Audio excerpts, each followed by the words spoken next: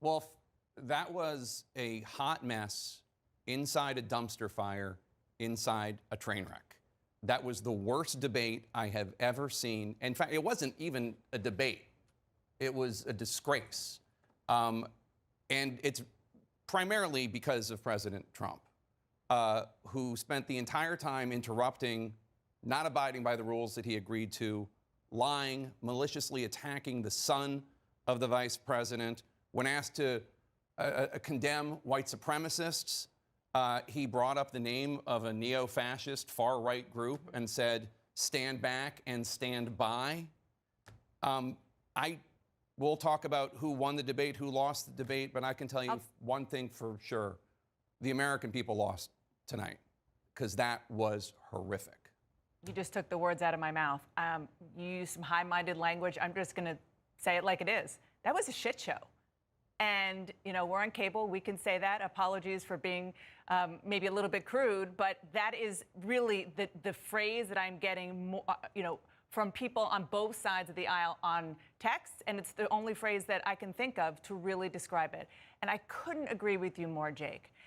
The people who have been hurt the most by that are the people who are genuinely looking to see what each candidate stands for and who they should vote for. There are still people out there who haven't made up their mind either on which candidate to vote for or whether to vote.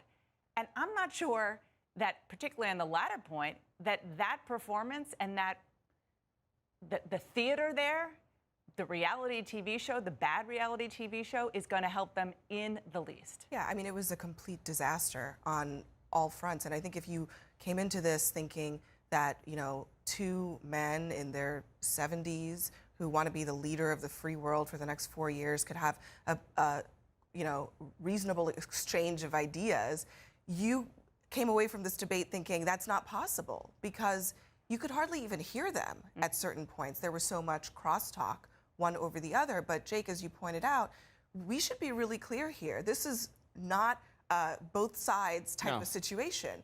There was one party on that stage interrupting, yelling over the moderator. And from the very beginning, I think what was so striking to watch was that usually these debates build and they build and they build to the end.